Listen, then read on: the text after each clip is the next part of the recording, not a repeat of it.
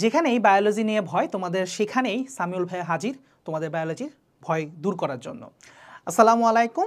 So আজকের ভিডিওটা হবে খুবই স্পেশাল, যাদের বায়োলজি নিয়ে অনেক বেশি ভয় কাজ করে, বায়োলজি নিয়ে যাদের অনেক ভীতি। সো আজকের ভিডিওটাতে ইনশাল্লাহ তোমরা সব উত্তর এক ভিডিওতে পেয়ে যাবা। সো শেষ পর্যন্ত দেখার অনুরোধ থাকবে, ভিডিও থেকে আসলে কিছু শিক্ষা থাকবে। তো দেখো, বায়োলজি আমরা যারা মনে রাখতে পারি না তাদের সর্বপ্রথম একটা কমন প্রবলেম কি জানো? তোমরা বায়োলজির দুর্বল এমন না, বিষয়টা হচ্ছে বায়োলজি সাবজেক্টটাকে তোমরা মনে প্রাণে ঘৃণা করো, মনে প্রাণে ভয় পাও। এই হলো মূল ঘটনা। যাদের এই বায়োলজি সাবজেক্টটাকে তারা ধরেই নিছো যে এই সাবজেক্টটা হচ্ছে মুখস্থের, এখানে মানে কোনো কিছু বুঝার নাই, বুঝলেও সেটা আলটিমেটলি মুখস্থই করতে হবে, এই সাবজেক্টটা আমি দুর্বল, এই সাবজেক্টটা আমি জীবনে ভালো হতে পারবো না। এই সাবকনসিয়াস মাইন্ডে যতদিন পর্যন্ত তুমি এই জিনিসটা দূর করতে পারবে না, এই বায়োলজি সাবজেক্টটার প্রতি যেদিন ঘৃণা দূর করতে পারবে না, ততদিন পর্যন্ত তুমি বায়োলজি মনে থাকবে না। কারণ যাকে দেখতে পারি না তার চলন বাঁকা, তা সেই সাবজেক্টটা আমার মনে থাকবে না, পড়তেও ইচ্ছা করবে না, এটাই স্বাভাবিক। সো সর্বপ্রথম তোমাকে এই জিনিসটা ভাবতে হবে, অন্যান্য ফিজিক্স, কেমিস্ট্রি, ম্যাথ এগুলোর মতোই লজিক্যাল সায়েন্স হচ্ছে বায়োলজি, এটা তোমাকে ধরে নিতে হবে। হ্যাঁ, এখানে অবশ্যই একটা কথা আছে যে অবশ্যই বায়োলজিতে টার্মিনোলজি সবচেয়ে বেশি, অর্থাৎ বেশি বেশি এমন শব্দ আসবে যেগুলো তোমাকে একটু ক্র্যামিং করা লাগবে বা কিছুটা পরিমাণ মুখস্থ করা লাগবে, মুখে মুখে আউড়ে আউড়ে হইলেও এগুলো একটু মুখস্থ করা লাগবে, এইটা আমি মানি। কিন্তু একবার যদি মাথার মধ্যে ঢুকে যায় এগুলো সহজে বের হবে না, এবং কিভাবে ঢুকাইতে হবে মাথার মধ্যে এগুলোর টেকনিক নিয়ে আজকে এগুলোর কথা। তো হ্যাঁ, শুরুতে একটা কথা বলবো যে এই সাবজেক্টের প্রতি ঘৃণা কমাইতে হবে। এখন ঘৃণা কমানোর উপায় হচ্ছে দুইটা। একটা হচ্ছে সুন্দর মতো ভাইয়ার কোর্সে ভর্তি হয়ে যাও, ভাইয়ার সুন্দর মতো তোমাদেরকে একদম একটা বায়োলজির একটা চ্যাপ্টার কীভাবে সুন্দর করে পড়াইতে হয়, কীভাবে সুন্দর করে মনে রাখতে হয়, সব টেকনিক সহকারে আমি ভাইয়া পড়াই দেবো, এটা একটা হইতে পারে। দ্বিতীয়ত যেটা হইতে পারে যে আজকের ভিডিওটাতে আমি তোমাদেরকে শিখাই দেবো যে একটা চ্যাপ্টার তোমরা কোন টেকনিক অবলম্বন করে পড়লে মোটামুটি তোমরা চ্যাপ্টারের উপর ভালো দক্ষতা অর্জন করতে পারবা। ঠিক আছে? সো যেহেতু ভাইয়ার কোর্সের কথা এসে গেল, ভাইয়া কিন্তু বায়োলজির কমপ্লিট বায়োলজি পড়াচ্ছি, বায়োলজি ফার্স্ট পেপার এবং বায়োলজি সেকেন্ড পেপার। ঠিক আছে? একটা মাত্র কোর্সের মাধ্যমে, যে কোর্সের প্রাইসটা 1500 টাকা ছিল, বাট ইনশাল্লাহ 5 অক্টোবর পর্যন্ত তোমাদের কোর্সের প্রাইস আমি কমাই দিছি একটা কুপন দিয়ে, ABB30 কুপন। এই কুপনটা অ্যাক্টিভেট থাকবে হচ্ছে 5 অক্টোবর পর্যন্ত।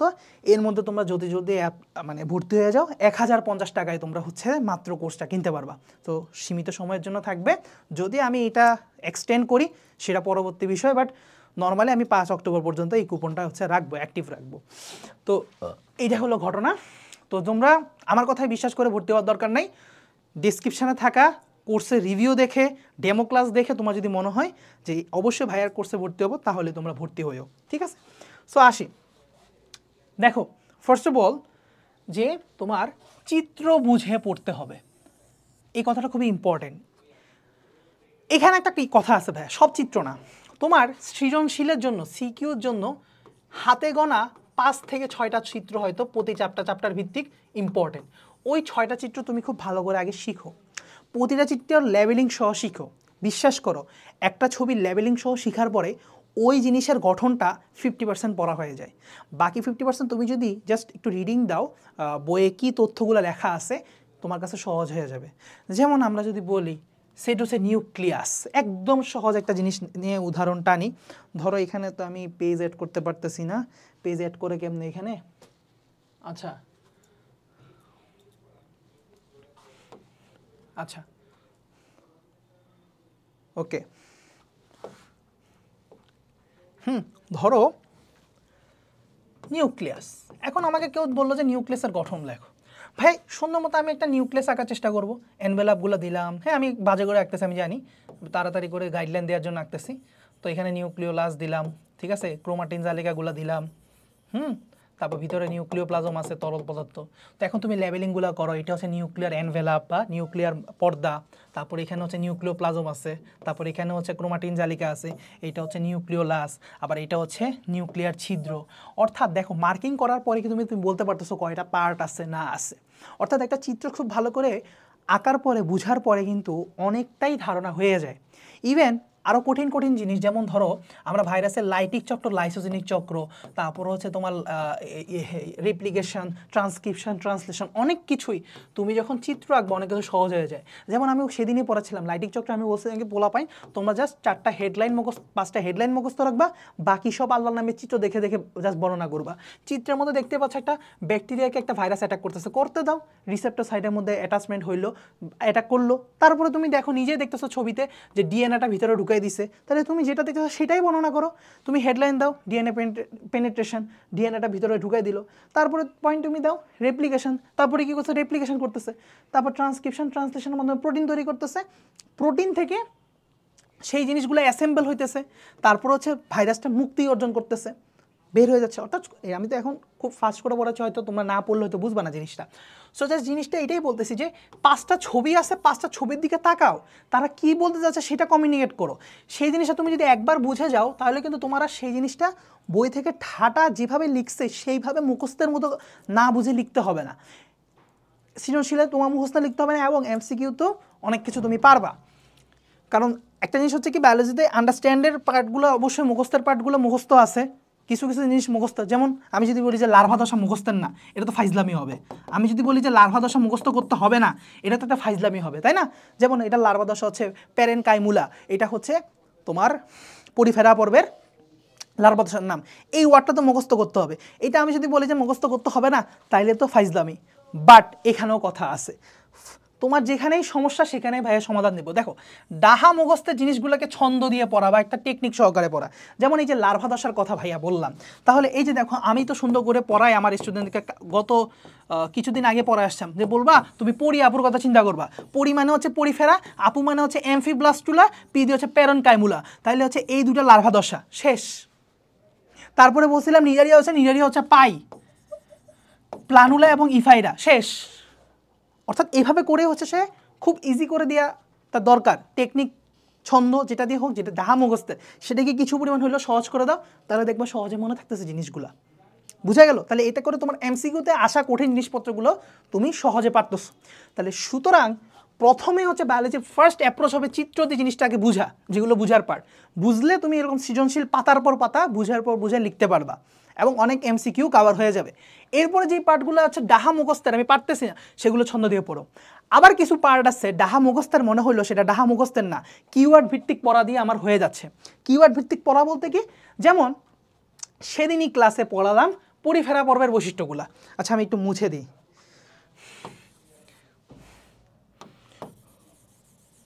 সেদিনই পড়ালাম পরিফেরা পর্বের বৈশিষ্ট্যগুলা। হ্যাঁ, ধরো কি বলবো, আমি বলছি পরি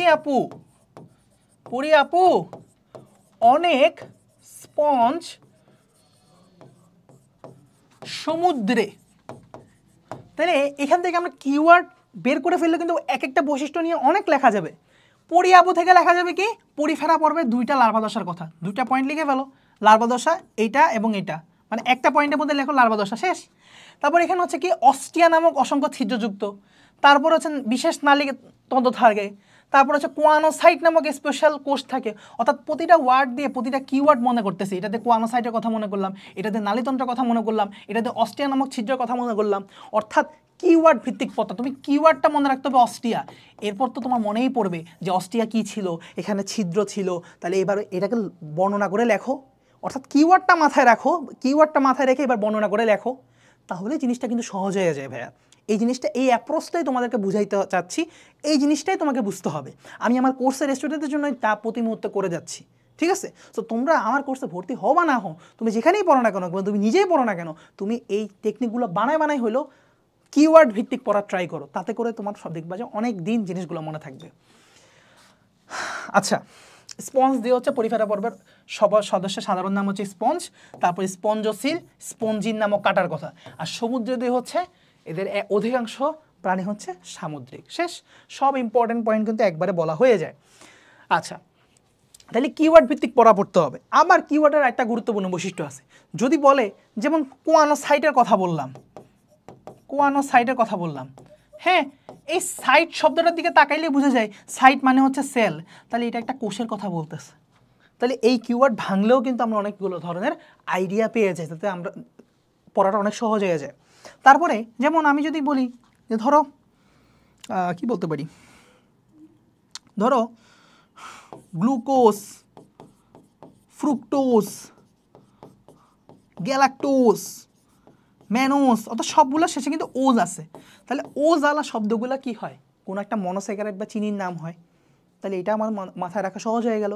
তাহলে দেখো যে নিচের কোনটি মনোস্যাকারাইড, আমি দাগাই দিলাম, এগুলোর থেকে একটা মিলে গেল। জাস্ট আমি একটু কিওয়ার্ডটা অ্যানালাইসিস করছি যে এখানে সবগুলোর নামে শেষে ওজ থাকে। তারপরে যদি বলে যে নিচের কোনটি এনজাইম, হ্যাঁ, ল্যাকটেজ, মল্টেজ, খেয়াল করো এনজাইমের নামের শেষে থাকে এইজ, তাহলে এইজ দেখলে দাগাই দিব সেটা হবে একটা এনজাইম হবে। তাহলে বলো তো ল্যাকটোজ আর ল্যাকটেজের মধ্যে কোনটা এনজাইমের নাম? অবশ্য ল্যাকটেজ হচ্ছে এনজাইমের নাম, কারণ নামের শেষে এইজ থাকলে সে হচ্ছে এনজাইম, আর নামের শেষে ওজ থাকলে সে হচ্ছে একটা সুগার। বুঝা গেছে? নিচে ওজ থাকলে সে একটা সুগার, মনোস্যাকারাইড না হোক কিন্তু একটা সুগার হবে। বুঝতে পারছো? সো এইভাবে একটু টেকনিক অ্যাপ্লাই করে করে পড়াশোনা করলে কিন্তু পড়াশোনাটা একটু হইলেও সহজ হবে। ঠিক আছে, আমার কথা মূল কথা হচ্ছে এখানে দ্য মোস্ট ইম্পর্টেন্ট জিনিস। ইনশাল্লাহ আমরা শেষের দিকে চলে আসতেছি। সৃজনশীল এবং নৈর্ভিত্তিক জন্য আলাদা প্রিপারেশন করতে হবে। সো এটি যেটা আমি আমার কোর্সেও করাই। বিভিন্ন অফলাইন বায়োলজি ব্যাচে আমি আমার কুমিল্লায় পড়াশোনা করছি, সেখানেও দেখছি যেটা হয় শুধুমাত্র সৃজনশীলের প্রিপারেশনটা করায়, এমসিকিউটা গোল্লায় যাক। এমসিকিউ কেমনে মনে রাখবে? ধরো আসছে গ্রাম পজিটিভ ব্যাকটেরিয়ার উদাহরণ, কেমনে সেইটা মনে রাখবে? বা আসছে পরিফেরা পর্বের লার্ভা দশার নাম, এটা সে কীভাবে মনে রাখবে? এগুলো কোনো টেকনিক পড়ায় না যেগুলো এমসিকিউতে আসে। খুব খারাপ লাগে, খুব খারাপ লাগে। এবং পোলাপাইন এগুলো ঠাটা মুখস্থ করতে পারেও না, অনেকে পড়েও না। শুধুমাত্র সৃজনশীল প্রিপারেশনটা ভালো মতো হয়, সৃজনশীল পারে, এমসিকিউ হচ্ছে ওই বন্ধু 5-এর ঘর 5 কত, বন্ধু 10 নম্বরটা কী হবে, ওই এইভাবে করে করে দিন চলতেছে। আইরনি। এখন মাথায় রাখতে হবে সৃজনশীল এবং এমসিকিউ প্রিপারেশনটা হচ্ছে আলাদা এবং আলাদাভাবে নিতে হবে। সৃজনশীলের প্রিপারেশনটা তোমাকে টেস্ট পেপার দেখে চুজ করে ফেলতে হবে 5টা বা 6টা টপিক, যে এই টপিকগুলো থেকে প্রশ্ন আসে, এই প্যারাগুলো পড়লে, এই চিত্রগুলো শিখলে আমার এই চ্যাপ্টার থেকে 5টা সৃজনশীল, 5টা টপিক পড়লে, 5টা চিত্র শিখলে এই অধ্যায়ের পুল সিরাত কাভার হয়ে যাবে, অর্থাৎ সৃজনশীল কাভার। কিন্তু এমসিকিউ তো কাভার হবে না, এমসিকিউ তো প্রতিটা লাইন পড়া লাগে না, এমসিকিউ তো ইম্পর্ট্যান্ট লাইন খুঁজে বের করতে হবে। আমার কোর্সে আমি এমসিকিউ তো পড়াই দেই নিজ দায়িত্বে। সব তো পড়ানো যায় না, ক্লাসের মধ্যেই 80% প্লাস এমসিকিউ পড়াই দিলে 20% কী করি জানো? 20% হচ্ছে সুন্দর মতো একটা দাগানো বই দিয়ে দিই ওদেরকে, একদম নিজে দাগায় দাগানো বই দিই, যেখানে আমি এরিয়া মার্কিং বলো, কোয়েশ্চেন অ্যানালাইসিস বলো, সব কিছুর ভিত্তিতে অ্যাডমিশন থেকে শুরু করে এইচএসসি পর্যন্ত যত ধরনের ইম্পর্ট্যান্ট লাইন থেকে প্রশ্ন হইতে পারে সেগুলো দাগাই দিই। ঠিক আছে, এবং সেগুলো টেকনিক সহকারে দাগাই দিই, কোনটা এইচএসের জন্য ইম্পর্টেন্ট, কোনটা মেডিকেলের জন্য ইম্পর্টেন্ট, সুন্দর করে দাগাই দিই জিনিসটা। সো তারা এই রিসোর্স হিসেবে এইটাও কিন্তু তারা এক্সট্রা পায় আমার থেকে। সো এই জন্য যখন সে নিজে বইটা পড়তে চায়, তার বই পড়াটা অনেক ইজি হয়ে যায়, কারণ কমপ্লিটলি সাদা ব্ল্যাঙ্ক বই নিজের মতো করে দাগানো আর একটা দাগানো বই পাওয়া, আমি এক্সপিরিয়েন্সড হ্যান্ডে দাগাই দিচ্ছি, সেটার মধ্যে কিন্তু অনেক ডিফারেন্স আছে। তারপরে পড়া কমানো জানতে হবে, এই পড়া কমানো পার্টটাই আমার দাগানো বই হয়। দেখো একটা বইয়ে 100% তথ্যের মধ্যে আমি অনলি দেখা যায় কি ঘুরে ফিরে তোমার হাইয়েস্ট 60% বা 50 থেকে 60% প্রশ্ন, 60% লাইনে হয়তো দাগাই। আবার কোনো কোনো অধ্যায়ের ক্ষেত্রে এটা 40%ও হয়, অনেক কম লাইন দাগায় দেয়। অর্থাৎ তোমার হচ্ছে এই দেখা যাচ্ছে কি 60% কোশ্চেন, এই 60% লাইন থেকে দেখা যাচ্ছে কি প্রায় 95% কোশ্চেনই হইতেছে। এই 60% অংশ থেকে 95% কোশ্চেন হইতেছে, তাহলে আমি কেন ওকে 60% দাগাই দিব না? ও 100% পড়তে গেলে ও এমনও তো 5% ওই মাথা থেকে ঝরে পড়বে, সে না 100% পড়লেও 100% অ্যান্সার করতে পারবে না। তুমি পড়ো, আমি তোমাকে মানা করি নাই, কিন্তু এই 60%টা খুব ভালো করে ঠাটা মুখস্থ করো, বাকি 40% একটু কম মোটামুটি দেখে যাও, রিডিং বেড়ে যাও, তাহলেই তো তুমি এফিসিয়েন্সি ভালবে, তুমি ভালো মতো অ্যান্সার করতে পারবা। সো পড়াটা কমানো শিখতে হবে। আমার জন্য পরীক্ষার জন্য সব ইম্পর্টেন্ট না, ইভেন পড়া কমানো একটা বিষয়। আমি যদি সবগুলো জিনিস সৃজনশীলের মতো করে মুখস্থ করি, তাহলে তো আমার সারা দিন লাগবে একটা চ্যাপ্টার পড়তে। আমি তো টপিক মুখস্থ করবো একটা চ্যাপ্টার থেকে 5টা বা 6টা, যেগুলো সৃজনশীলের জন্য একদম ঠাটা মুখস্থ করবো, বা হচ্ছে খুব সুন্দর করে প্যারা গুছায় রাখবো মাথার মধ্যে, এটার পর এটা লিখবো, এটার পর এটা লিখবো, এই হেডিং দিব, এই নীল কালি দিয়ে এটা করবো, এটা করবো, সব প্ল্যান থাকবে। তোমার সৃজনশীল থাকবে একদম প্ল্যান্ড। এই কোয়েশ্চেন আসলে আমি এইভাবে গুছায় লিখবো, ওই কোয়েশ্চেন আসলে আমি ওইটা ওইভাবে লিখবো, একদম প্ল্যান্ড থাকবে তোমার সৃজনশীল এরকম 5-6টা টপিক প্রতিটা চ্যাপ্টারের মধ্যে বায়োলজি। বুঝা গেল? কিন্তু এইটা হচ্ছে পড়া কমানো। সো আমি সৃজনশীলের জন্য আলাদা প্রিপারেশন নিব, পড়া কমাবো এইভাবে। এমসিকিউর জন্য সব লাইন সমভাবে ইম্পর্টেন্টভাবে পড়বো না, যেগুলো মনে রাখাটা ফরজ সেগুলো খুব ভালো করে পড়বো, আর বাকি লাইনগুলো জাস্ট রিডিং দিয়ে যাব। কথা বোঝা গেল? সো যাদের বায়োলজি নিয়ে ভীতি, ইনশাল্লাহ আমি বলতে পারি এই টেকনিকগুলো তোমরা অ্যাপ্লাই করো, তাতেই তোমাদের ভীতি কমে যাবে। আর এছাড়াও আজকাল 1000 টাকা কোনো ব্যাপারই না। ভাইয়ের কোর্সে আসছো, ইনশাল্লাহ কখনো রিগ্রেট করতে হবে না। আমি বায়োলজি নিয়ে তোমাদের সব সমস্যা পার্সোনালি মনে করবা যে আমার কোর্সে ভর্তি হয়েছে মানে বায়োলজির সমস্যা এখন আমার সমস্যা এখন আমি কিভাবে ডিল করব, এটা আমি অবশ্যই সর্বোচ্চ চেষ্টা করব। সো তোমার সমস্যা আমারই দিয়ে দাও, আমি তোমার সমস্যা 100% ইনশাল্লাহ সলভ করে দিব। সো আজকের জন্য এতটুকুই, দেখা হচ্ছে পরবর্তী ভিডিওতে। তোমাদের আর কোনো কোয়ারি থাকলে আমাকে জানাতে পারো, ঠিক আছে? আল্লাহ হাফেজ।